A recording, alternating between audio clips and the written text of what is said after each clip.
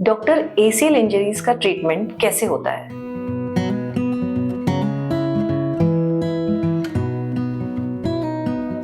देखिए, ACL ligament में अगर कंप्लीट इंजरी होती है, कंप्लीटली अगर वो टियर होता है, तो अनफॉर्चुनेटली वो खुद से हील नहीं हो पाता है, खुद से जुड़ नहीं पाता है। तो ऐसे में यंग पॉपुलेशन में, यंग एज में अगर ये इंजरी हुई है तो उसका एकमात्र सॉल्यूशन सर्जरी होता है। सर्जरी जो रहती है उसको आर्थ्रोस्कोपिक ACL रिकंस्ट्रक्शन कहा जाता है। ये एक दूरबीन से की जाने वाली सर्जरी है। इसमें उस लिगामेंट को दोबारा बनाया जाता है, रिकंस्ट्रक्ट किया जाता है। तो ऐसे में उस लिगामेंट को बनाने के लिए कुछ जो स्ट्रक्चर्स हैं जिनको लिया जा सकता है, एक होता है हैमस्ट्रिंग टेंडन्स जो घुटने में से ही लिए जाते हैं, घुटने के पास से, और एक पेरोनियस लॉन्गस टेंडन होता है जो एंकल जॉइंट के पास से लिया जाता है।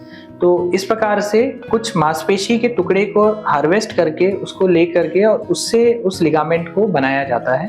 ये एक आर्थ्रोस्कोपिक सर्जरी है, दूरबीन से सर्जरी होती है, जिसकी वजह से रिकवरी बहुत फास्ट होती है और पेन भी बहुत मिनिमल ही होता है।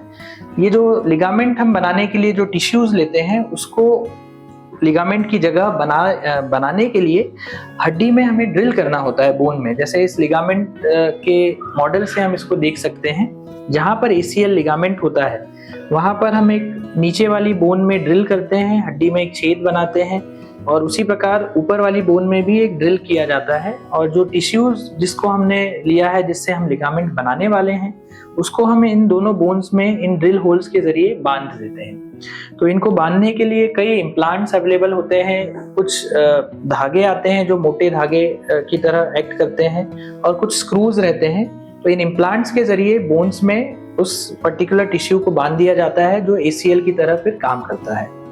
अब क्योंकि ये दूरबीन से की जाती है सर्जरी, तो इसके बाद नेक्स्ट डे से ही मोबिलाइजेशन संभव होता है।